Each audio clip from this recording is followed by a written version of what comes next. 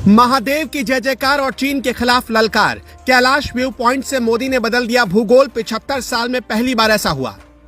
कैलाश मानसरोवर यात्रा के लिए भारत ने ढूंढ निकाला चौथा रास्ता। चीन के सीमा से सटाकर भारत लगाएगा 5G टावर, सरकार बनाएगी होम स्टे। भारत के लोगों के जहन से डर कैसे निकाल रहे मोदी। चीन की सीमा से सटाकर मोदी बना रहे शिवधाम, जहां से दिखेगा कैलाश पर्वत।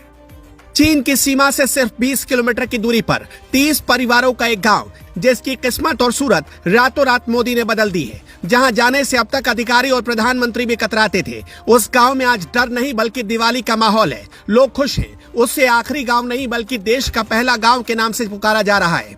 एक दौर तो आपको याद ही होगा जब कश्मीर के लाल चौक पर भी दिन में आप नहीं जा सकते थे। आपको वहां जाने के लिए भारी भरकम सुरक्षा चाहिए होती थी, लेकिन मोदी राज में हिंदुस्तान ने यह हालात बदल दिया और अब बिना सुरक्षा के भी आप घाटी में कहीं भी जा सकते हैं। और उसी घाटी में अब राहुल गांधी अपनी बहन के साथ बर्फ के गोलों से खेलते भी हैं। और जिस चीन की सीमा पर 75 सालों में कोई भी प्रधानमंत्री नहीं पहुंच पाया, वहां पहुंचकर पीएम मोदी ने ध्यान किया, साधना की, पूजा पाठ किया और चीन से सटे उसी सीमा पर अब पार्वती धाम भी बनाने जा रहे हैं।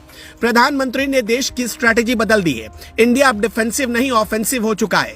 इसके दो बड़े सबूत आज हम आपको दिखाएंगे। पहला, मोदी की बदली स्ट्रैटेजी का नतीजा कि भारत के आखिरी गांवों को अब भारत का पहला गांव कहा जाने लगा है, जैसे कि माणा भी चीन की सीमा पर बसा हुआ है और उत्तराखंड में ही है।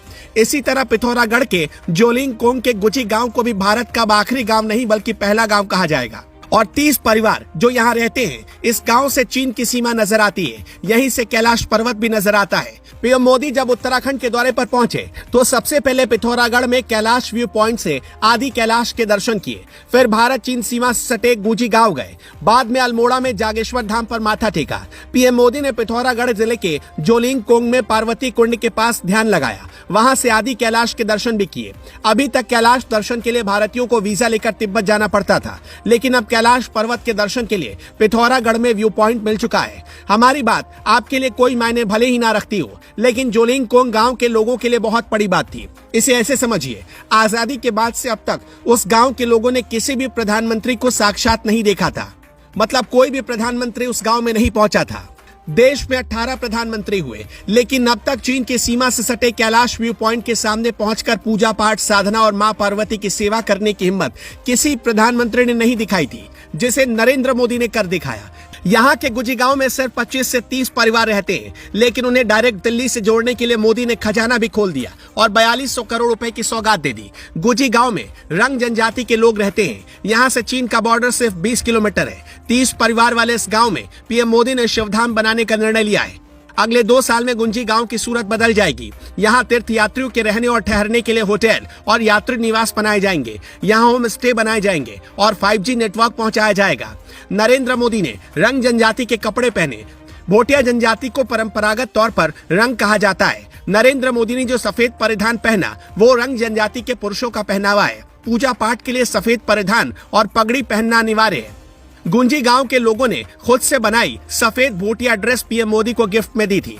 इसे रंग बोली में रंगा व्यठलो कहते हैं। रंग जनजाति के लोग सुदूर दुर्गम इलाके में भारत के अघोषित प्रहरी कहलाते हैं। चीन बॉर्डर पर भारतीय सेना तो निगरानी करती ही है, लेकिन रंग समुदाय दशकों से चीन सीमा पर होने वाली गतिविधियों की खबर भारतीय सेना को देता आ रहा है। रंग समाज के लोग दारमा, व्यास और चौदास की घाटियों में रहते हैं। 1962 में जब भारत चीन का युद्ध हुआ तो अब रंग समाज ने ही सेना के लिए दुर्गम इलाकों में रसद पहुंचाया था और रास्ते तैयार करवाए थे। नरेंद्र मोदी रंग समाज के लोगों का ऋण चुकाने पहुंचे थे। वो इस समाज के पुराने मुरीद रहे हैं। 2019 में अपने मन की बात कार्यक्रम में भी उन्होंने इस जनजाति की तारीफ की थी। सनातन धर्म में जोलिंगकोंग के पार्वती कुंड की धार्मिक मान्यता है। शिव पुराण की कथाओं के मुताबिक पार्वती कुंड को गौरी कुंड भी कहा जाता है। इसी कुंड में स्नान से पहले माता पार्वती ने गणेश की रचना की और उन्हें जीवन दिया। माँ गौरी ने गणेश को प्रहरी बना दिया। जब भगवान शिव कुंड के पास आए तो गणेश ने उन्हें रोक दिया। नाराज शिव ने गणेश का सिर काट दिया। देवी पार्वती को जब इसका पता चला तो उन्होंने अपने पुत्र को जीवन देने की प्रार्थना की। भगवान शिव ने तब उन्हें हाथी का सिर प्रदान किया। मान्यता है कि ये सारी घटना इसी गौरी कुंड में घटित हुई। पार्वती कुंड ज्यादा बड़ा नहीं है, मगर हिंदुओं की आस्था से जुड़ा हुआ है। कैलाश मानसरोवर यात्रा के दौरान जोलिंगकोंग और गुंजी गांव बड़ा पड़ाव है। वैसे मोदी के दौरे में भारत ने वो रास्ता भी खोज लिया जिससे अब कैलाश मानसरोवर जाने के लिए तिब्बत के रास्ते की जरूरत नहीं पड़ेगी। वो रास्ता कौन सा है? उत्तराखंड के पिथौरागढ़ जिले की 18,000 फीट की ऊंचाई पर लेपुलेख की पहाड़ियों से कैलाश पर्वत साफ दिखाई देता है। यहाँ से पर्वत की हवाई दूरी सिर्फ 50 किलोमीटर है। इस नए दर्शन मार्ग को इसी रंग जनजाति के लोगों ने तलाशा।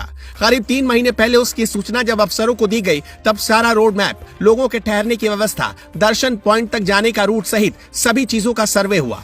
लेपुलेख की जिस पहाड़ी से कैलाश पर्वत दिखता है वो नाभि ढांग के ठीक 2 किलोमीटर ऊपर है। यहाँ से 4 से 5 दिन की यात्रा करके कैलाश पर्वत के दर्शन के लिए पहुंच सकते हैं। श्रद्धालुओं को सड़क मार्ग से धारचूला और बूढ़ी के रास्ते नाभि ढांग तक पहुंचना होगा। इसके बाद 2 किलोमीटर की चढ़ाई को पैदल तय करना होगा। स्थानीय लोगों का यह भी दावा है कि पिथौरागढ़ के ही जोलिंगकोंग से 25 किलोमीटर दूर लिम्पियाधुरा चोटी से भी कैलाश पर्वत के दर्शन हो सकते हैं। लिम्पियाधुरा चोटी के पास ओम पर्वत, आदि कैलाश और पार्वती सरोवर है। यहाँ से कैलाश पर्वत के दर्शन होने से इस क्षेत्र में धार्मिक पर्यटन का स्कोप बढ़ गया है। अभी तक कैलाश मानसरोवर की यात्रा 3 रास्तों से होती थी। पहला रास्ता था लिपुलेख दर्रा जो उत्तराखंड से होकर जाता है और यहीं से एक दूसरा विकल्प भी खुला है। दूसरा रास्ता नाथू दर्रा जो सिक्किम से होकर जाता है और तीसरा रास्ता काठमांडू से होकर जाता है। इन तीनों रास्तों पर कम से कम 14 दिन और ज्यादा से ज्यादा 21 दिन का समय लगता था, लेकिन नया रास्ता भी अब खोज लिया गया है। प्रधानमंत्री नरेंद्र मोदी के दिल में बसता है उत्तराखंड और उत्तराखंड में 4 धाम की यात्रा, ऑल वेदर सड़क और उत्तराखंड के विकास को लेकर प्रधानमंत्री ने 9 सालों में जैसी कोशिश की, उस पर आपका क्या मानना है हमें कमेंट बॉक्स में जरूर बताइएगा।